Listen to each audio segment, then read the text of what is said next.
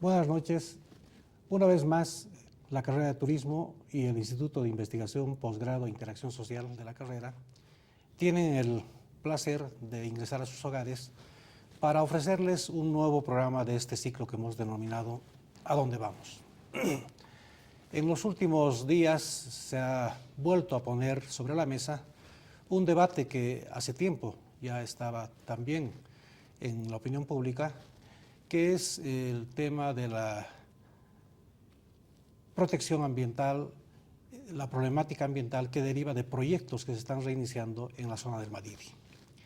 Para tratar este tema vamos a ver cuál es la relación de estos proyectos con el turismo. Antes de iniciar con los invitados, quisiera invitarles a ustedes a ver un video de 6 minutos para que podamos ver el contexto de esta problemática.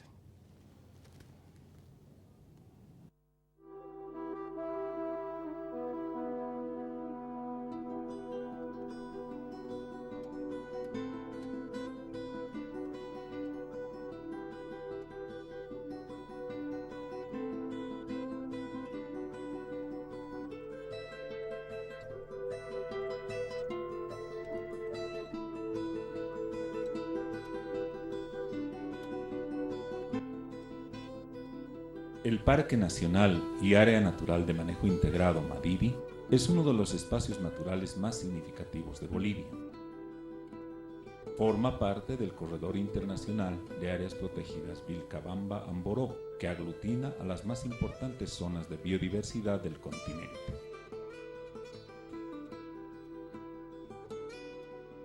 Como área protegida, se sitúa entre las zonas de conservación más importantes del planeta, siendo alguna de sus características relevantes la variedad de pisos altitudinales que posee y su importante extensión, factores que definen la relevancia de su riqueza de flora y fauna.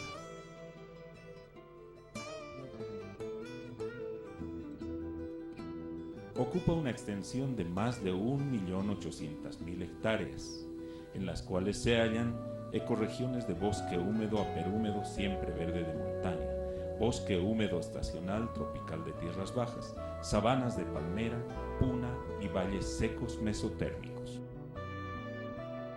La importante variación altitudinal del Madidi proporciona variados hábitats para las 1.875 especies de plantas hasta ahora reconocidas. Por lo menos 1.370 especies de vertebrados se han descrito para el Madidi, incluyendo 156 especies de mamíferos, 867 especies de aves, entre 79 y 109 especies de reptiles y entre 84 y 88 especies de anfibios, estimándose que más de 30 especies son endémicas del área protegida.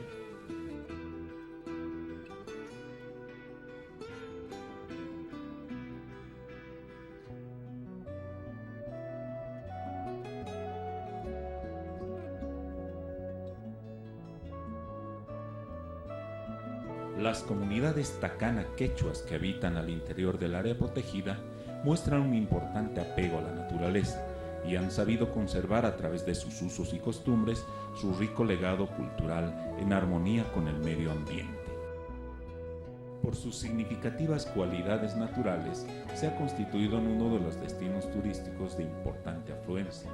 Un número significativo de turistas llegan hasta la región y atraviesan el angosto del Vala, navegando por el río Beni para ingresar al área protegida y realizar actividades ecoturísticas que las comunidades ofertan bajo el concepto de sustentabilidad. En los últimos años, la demanda turística ha oscilado entre los 7.500 a 8.000 visitantes por año. No son pocas las amenazas ambientales que el área protegida enfrenta. Rodeada de zonas pobladas, uno de los problemas latentes es la deforestación ilegal y furtiva.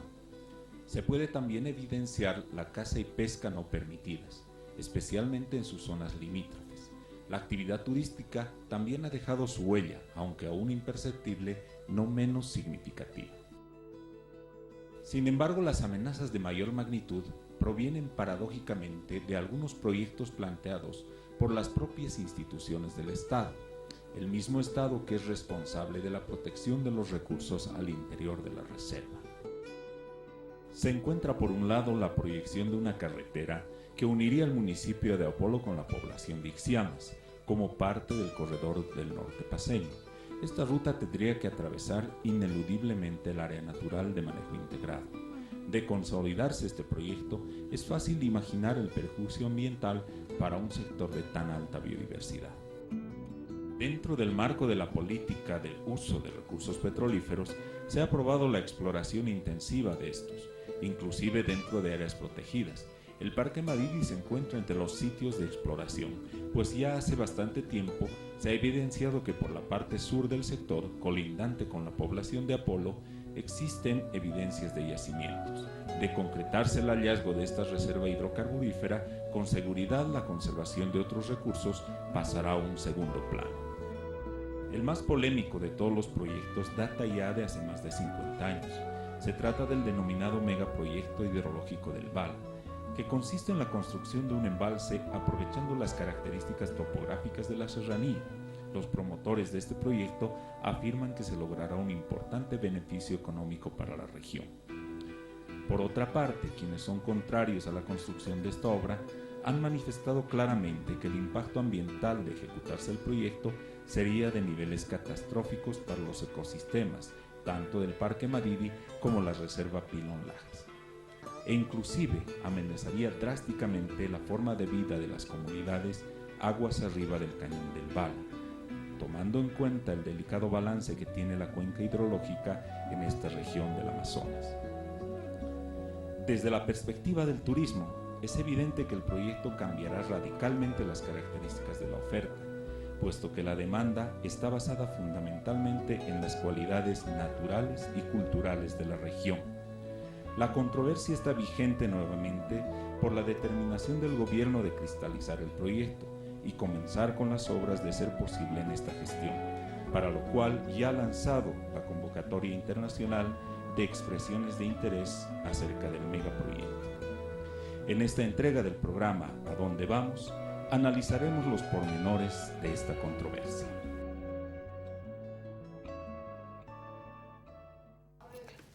Bien, con este video tenemos una contextualización de la problemática que queremos abordar.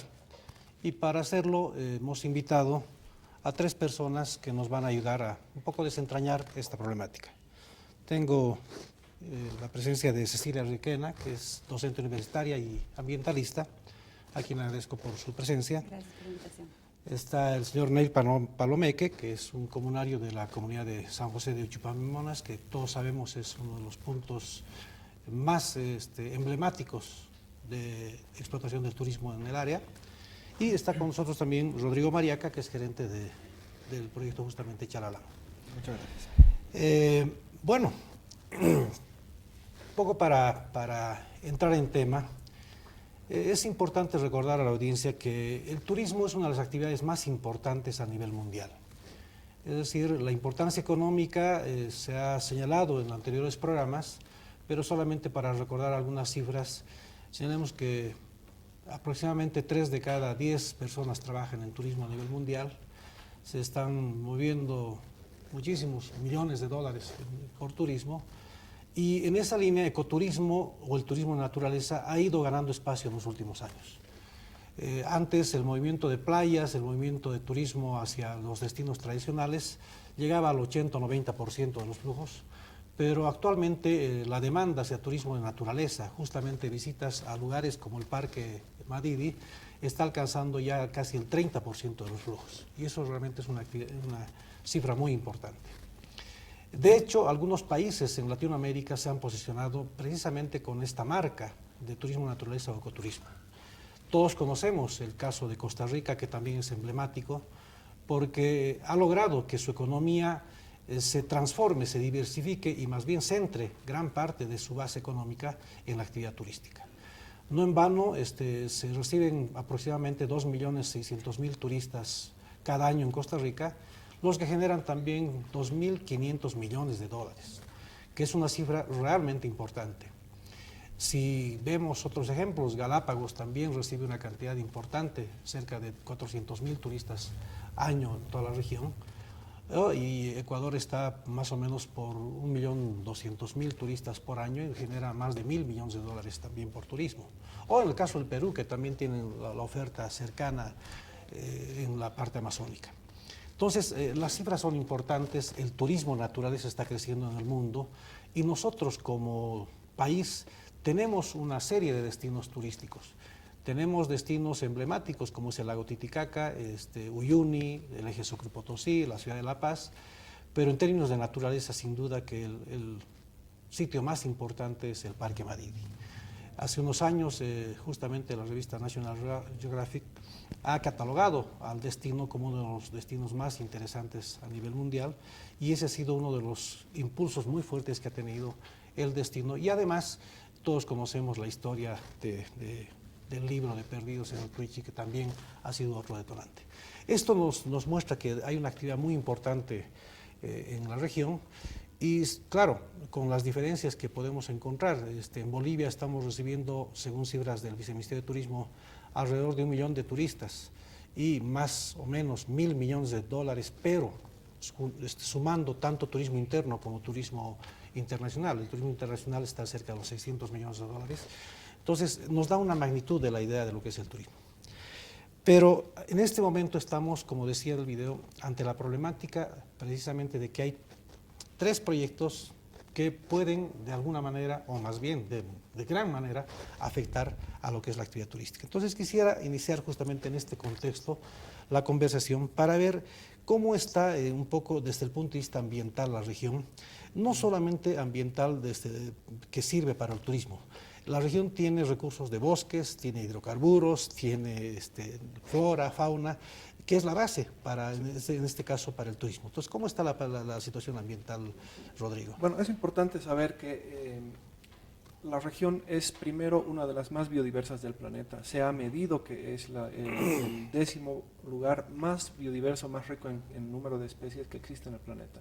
Pero los estudios son insuficientes, apenas se ha estudiado una mínima parte y las proyecciones nos indican que con casi toda seguridad el Parque Nacional Madidi alberga la mayor biodiversidad del planeta. Es una riqueza que los bolivianos tenemos que aprovechar de un modo inteligente. Y el turismo es una oportunidad para, por un lado, conservar y por otro lado, beneficiar a las comunidades locales. No nos tenemos que olvidar que el turismo además es una actividad de una amplia base de distribución de los recursos. Cuando uno tiene una actividad económica extractiva, normalmente los recursos pueden beneficiar tal vez al conjunto del país, pero no necesariamente a los habitantes de la región. En cambio el turismo sí, ¿no? Directamente, porque hay toda una actividad de servicios, de alimentación, de construcción de infraestructura, de transporte, de una serie de otras cosas que llegan directamente a la gente que habita en el lugar. Ahora, la región no solamente tiene una alta biodiversidad, sino que además tiene un excelente estado de conservación y eso es lo que hace atractivo el sitio. Lo que sí nos falta es la posibilidad de tener mayores niveles de inversión para que esa maravilla natural que tenemos en el Madidi pueda transformarse en resultados económicos más tangibles, ¿no? En este momento existe una actividad importante turística, pero apenas es una muestra del verdadero potencial que tiene la región. Ya vamos a entrar seguramente en algunas cifras para dimensionar cuál es la actividad turística o la importancia. Mencionaste el tema de que el turismo tiene la característica justamente de beneficiar a la población local. Tenemos aquí al representante de la comunidad de San José de Chupameonas para poder ver si esto es una realidad, cómo es que ha cambiado la estructura productiva, cómo ha cambiado la ocupación, cómo ha cambiado la forma, digamos, de vida de los pobladores, de los comunarios en la región con el turismo. ¿Cuál es la posición, Neil? Bueno, muchas gracias por la invitación y justamente venimos a un poquito dar la información de lo que sucede en la zona. Nosotros como comunarios, pues ha sido la empresa, digamos, para poder manejar en esta área y tener este tipo de empleos en el lugar mismo. No solamente va a crear trabajos en el área de turismo, sino que en muchas otras cosas más, como el tema de artesanías, en el tema que ya mencionó, el tema de transporte, ¿no? y tener beneficios como ya sea sacando a sus hijos a los pueblos cercanos para poder que terminen el estudio. Y de hecho, dentro de nuestra comunidad, la empresa misma nos ha ayudado a crear, a tener más ítems para poder sacar bachilleratos en nuestro lugar, ¿no? A nuestros jóvenes niños que tenemos en la comunidad. Entonces, hay muchas cosas en las que beneficia el área de turismo en las comunidades, ¿no? Entonces, a raíz de eso, bueno, y con la problemática que tiene esta zona, pues nosotros vemos que si se realiza este tipo de proyectos vamos a tener problemas, ¿no? Para nuevamente volver hacia atrás, como empezar a vivir de nuevo, ¿no? Buscar la forma de cómo vivir, porque nosotros hemos salido de esa pobreza y por lo que ha llegado muchos visitantes a esta zona y el parque es grande y tiene mucha riqueza en el lugar. Bien, tendremos oportunidad también justamente de profundizar en el tema para ver algunas cifras de cómo ha cambiado el nivel de vida en la región, ¿no? Ya desde el ámbito macro, ¿no es cierto? La región, al margen de tener esta gran biodiversidad de flora y fauna que es propicia, que es la base fundamental para la actividad turística, también pues dispone de otros recursos, ¿no? El recurso forestal, por ejemplo, que ha sido uno de los que tradicionalmente se ha ido explotando, o el energético, porque finalmente también se ha visto que esta región tiene posibilidades de encontrarse yacimientos de hidrocarburos o inclusive de generación de energía eléctrica, como estamos mencionando. En ese ámbito, más o menos, la situación de la región, ¿cómo concilia con la parte ambiental? Es decir, ¿cómo es que podemos ver esa disputa de recursos, ¿no? De flora, fauna, aprovechadas por el turismo, o recursos ambientales, o los bosques, para otras actividades económicas, Cecilia? Sí, buenas noches a todos los teleaudientes, es un gusto estar aquí. Bueno, desde mi punto de vista es la diferencia entre la mirada de corto plazo, de mirarte la nariz, o la mirada de mediano y largo plazo. Eso es lo que está confrontado acá. Porque no estamos hablando de ganar más dinero en el largo plazo, no es así. Si hiciéramos un cálculo en el largo plazo, claramente, perfectamente el Madidi podría competir con los recursos que podríamos obtener en el corto plazo con los hidrocarburos. Es más, normalmente no se toma en cuenta, normalmente en la contabilidad solo se toma en cuenta aquello que se gana, pero no se toma en cuenta lo que se pierde, ¿no? Aparte de lo que se ha mencionado, el Madidi, en el Madidi tenemos las nacientes de un montón de ríos que recorren el Beni entero, parte de La Paz. Entonces, los efectos, o sea, los servicios ambientales que nos da esa área, por ejemplo, por el control de cuencas, pero también por fijar suelos que de otra manera son muy frágiles, porque de otra manera vendría la erosión debido a que es una área muy pluviosa, o el limpiar el aire, el oxígeno que generan semejante bosque. Es decir, lo que pasa es que damos por sobreentendido esos servicios, como están aquí, como hay lluvias en La Paz, porque también las lluvias de La Paz, según últimos estudios, dependen de que haya selva. Entonces, ese es el problema, que no estamos haciendo, José, un análisis sistémico de todos los beneficios que nos da el Madidi por ser lo que es. Y solamente hacemos unos cálculos de muy corto plazo y de mirada muy estrecha entre lo que nos daría un pozo petrolero contra las actividades que hay hoy en día en el parque. Y probablemente ni siquiera ahí los hidrocarburos saldrían ganando, si es que además tomamos en cuenta las millonarias inversiones que se necesitan. Son miles de millones de dólares que, como hablábamos antes aquí, si se invirtieran en turismo, tendríamos probablemente unos réditos, incluso en el corto y mediano plazo, igual de altos. Entonces, lo que está confrontado aquí es una perspectiva, como decía, de cortísimo plazo y de estrecha mirada, o una perspectiva estratégica capaz de ver el futuro de una manera más inteligente. Y finalmente, lo que está también en cuestión es un discurso. Es el discurso de la madre tierra, el discurso del vivir bien. Es decir, si se cree en eso, que es más allá incluso, ese discurso va más allá de los réditos que te podría dar la madre tierra. Es nada más reconocer el valor intrínseco y el deber moral de no destruir el planeta que hemos heredado y que deberemos heredar a las generaciones que vienen. Entonces, todo eso es lo que está confrontado aquí. Y bueno, el debate continuará, pero yo tengo la impresión, es más, puedo decir, estoy segura de que si hiciéramos las contabilidades adecuadas, llegaríamos a la conclusión de que si metemos actividad hidrocarburífera en el Madidi, o si decidimos hacer la represa del Bala, que por lo demás eso implica una inversión, pero es alucinante, 6.500 millones de dólares. Entonces, estoy segura que si hiciéramos esos cálculos llegaríamos a la conclusión de que no estamos ganando, no estamos avanzando, no estamos desarrollando, que es el argumento que se nos utiliza, sino que más bien estamos retrocediendo, no solo como país, sino como bien nos explicaba aquí, ¿no? Sí, es un retroceso específico para comunidades que han aprendido y han logrado una forma sostenible de ganar, de vivir bien, manteniendo el entorno saludable. Has dicho una contextualización completa, digamos, de la problemática, pero justamente lo que queremos es desglosar un poco esto en esas partes, ¿no? Para que podamos entender bien la problemática y sobre todo enfatizar el rol o el peso del turismo en la problemática. Porque seguramente los diversos otros sectores medioambientalistas, hidrocarburos, van a poner sus cifras, van a poner sus datos para hacernos ver esta problemática. ¿Cómo están las cifras en el caso del turismo en la región? Es decir, hay más de 10 emprendimientos de turismo que están basados en emprendimientos comunitarios. Sí. Hay una cantidad de población que vive o está vinculada con la actividad turística. La región, según cifras últimas, tiene aproximadamente 3.500 habitantes en toda la región.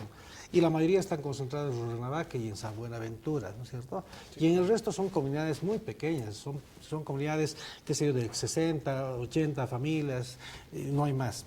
Entonces, ¿cuál es la dimensión, la magnitud de lo que es el turismo en la región, Rodrigo?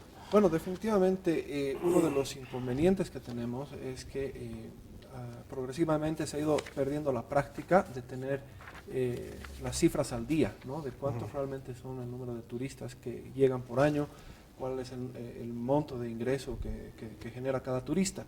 Pero también se han asentado digamos, en el imaginario popular de que es un turismo en Rurrenabaque estrictamente de mochileros, un turismo barato, que no deja beneficios, y eso no es verdad.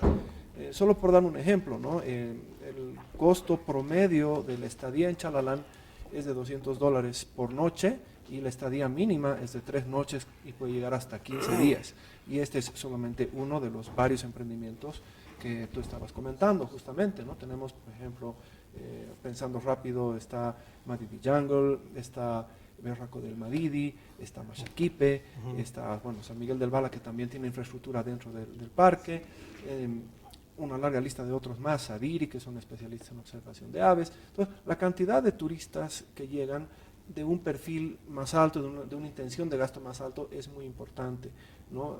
No podemos dar cifras exactas, pero solo Chalalán estamos hablando de encima de 1.000 turistas por año, y eso es uno de 10 emprendimientos que hay en esta parte que es de selva. Aparte de eso están los emprendimientos de las Pampas, que en las Pampas tienes emprendimientos tanto de turismo de, digamos, una mediana intención de gasto a turismo digamos, más sencillo, ¿no? Entonces, las cifras igual no tenemos, como te digo, un dato exacto, pero estamos hablando de encima de los 20.000 turistas por año. Y hablamos de que los beneficios llegan a municipios como Ixiamas, San Buenaventura, Rurrenabaque, Reyes, Santa Rosa y otros, ¿no? Y además de las comunidades que están alrededor. Tenemos gente que trabaja en guianza, transporte, provisión de alimentos, cocina, construcción, creación de artesanía, de mueblería, y comercio alrededor del turismo, ¿no? Gente que vende desde linternas hasta pilas, hasta botas. Entonces, toda la actividad económica está permeada por el turismo, ¿no? Y incluso los productores que de repente producen carne o están haciendo alguna otra actividad, de repente no son conscientes de que una parte de su producto resulta vendiéndose o a los turistas o a los emprendedores. Entonces, el nivel de importancia del turismo no se puede dejar de destacar. Y insisto que lo más importante no es la cifra actual, sino es la cifra potencial a la que con un nivel de inversión un poco más interesante podríamos llegar, porque Sí. no estamos invirtiendo en mercadeo de la región como país, no estamos invirtiendo en infraestructura, no tenemos acceso al crédito para mejorar las inversiones, las infraestructuras que tenemos ahí. Hay evidentemente una política del Estado, incluyendo por ejemplo el Fondo Nacional de Turismo Comunitario, una iniciativa sumamente importante, pero que es muy difícil de acceder. Entonces, Los recursos son muy escasos, ¿no? Son unos montos muy pequeños. sí, pero no solo esto, sino que además uno necesita presentar un estudio de diseño final con inversiones que a veces el costo del estudio a diseño final puede estar fuera del alcance de una empresa comunitaria que quiere desarrollar algún proyecto. Sí, realmente este tema es muy importante y parte, digamos, del propósito de este programa es precisamente enfatizar en la magnitud que tiene la actividad turística en el país. Y yo, ratificando los datos que has mencionado, quisiera añadir algunos otros aspectos. Bolivia es parte de los destinos turísticos en Sudamérica, pero los sitios que se visitan en Bolivia son básicamente La Paz, Lago Titicaca, Tiwanaku, que es el eje principal, ¿no es cierto?, porque continúa siendo el que recibe más cantidad de turistas al año, alrededor de casi 300.000. Estamos hablando de Uyuni, el Salar de Uyuni, con todas las lagunas de colores, etcétera, que recibe más de 100.000 visitantes por año, ¿sí? El eje Sucre-Potosí, que está más o menos en unos 35.000, y inmediatamente después está precisamente el destino Madidi, que como bien lo has dicho, no solamente es el Parque Madidi, sino es Madidi más Pampas, que está en la parte de Santa Rosa, que en conjunto están más o menos como en los 30.000 visitantes año, ¿no? Sí. Bueno, esos son los destinos. Si aquí hago un primer punto, digamos, de reflexión. Si perdemos un destino, estamos perdiendo parte de la oferta nacional. Toda la cadena. ¿No? Es decir, los imperdibles que llamamos en un país son La Paz, Uyuni, Lago Titicaca, Madidi. Al hacer esto, estaríamos perdiendo un imperdible, si es que se permite el término, ¿no? Estaríamos sacando de la oferta uno de los elementos que son realmente un gancho. Al margen de esto, de las cifras que mencionamos, evidentemente hay, como en todo, hay segmentos de visita y cada vez la tendencia es a incrementar los turistas de mayor nivel de gasto. En este momento está bien, Madrid tiene un nivel de gasto que está por debajo de la media en el país, y el gasto promedio y también la estadía. Sin embargo, el nivel de satisfacción de los visitantes es el más alto, es decir, ahí dicen que es el mayor nivel que han tenido de satisfacción. Entonces, esos elementos son fundamentales y con esas características estamos recibiendo una cantidad interesante de recursos para el país, pero además están generando empleos. ¿Sí? Entonces, yo quisiera que en esta primera parte, primero caigamos en cuenta de que este es un destino fundamental para la oferta del país y que genera recursos en este momento limitados, pero que vamos a ver en la segunda parte del programa cómo estos deberían ya mejorarse. El tema es inversión. Sí. Si queremos mayor cantidad de turistas, tenemos que invertir en promoción, pero también en servicios, invertir en capacitación. Entonces vamos a hacer un pequeño corte para que en la segunda parte veamos este tipo de cosas. Bien.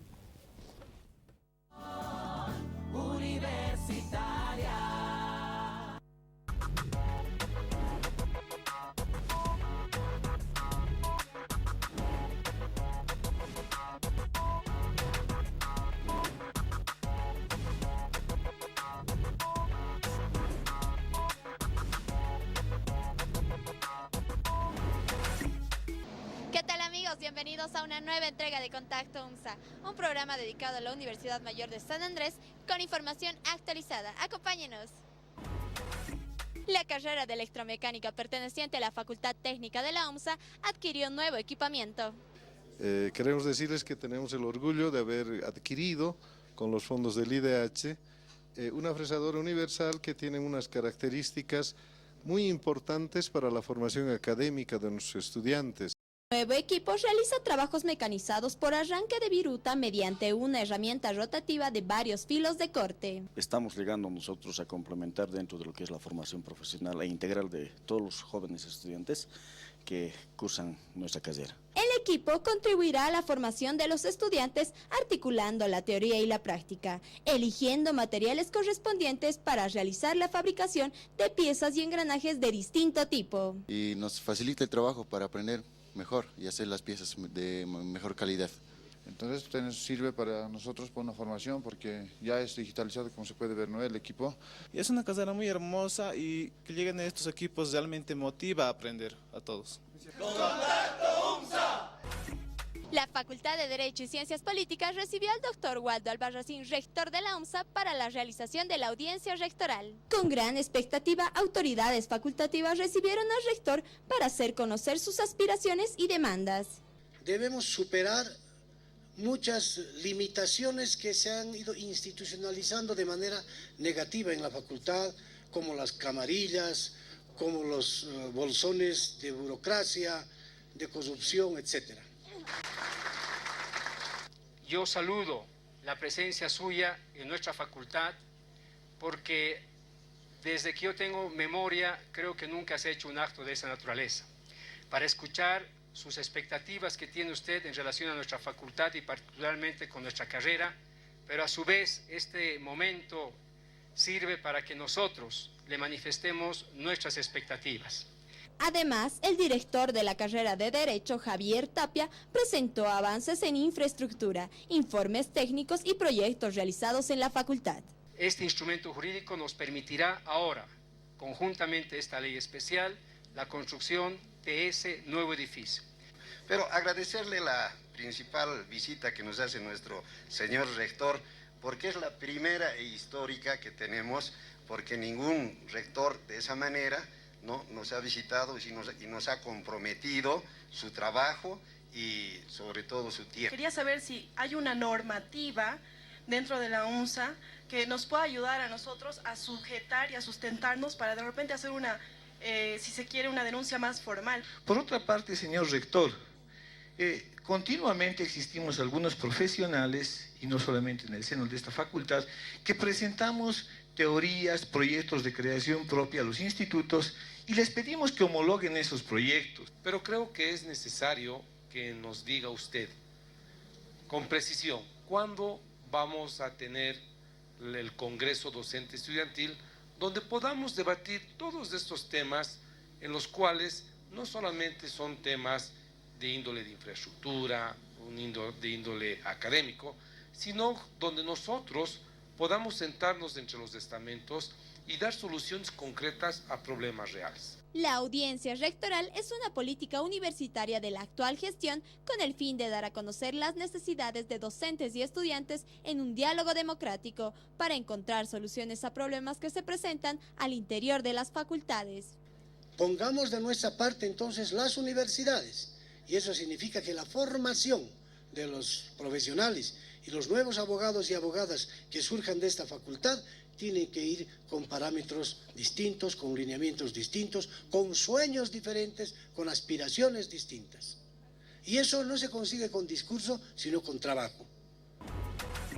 Si usted tiene alguna información relacionada con nuestra universidad, puede contactarnos al 244-5413 o al primer piso del monobloc central Estrategias Comunicacionales, y agradecer a Cristina Spa, que se encuentra de la calle Colón y Mercado a media cuadra de la alcaldía. Esto fue Contacto UNSA, hasta la próxima.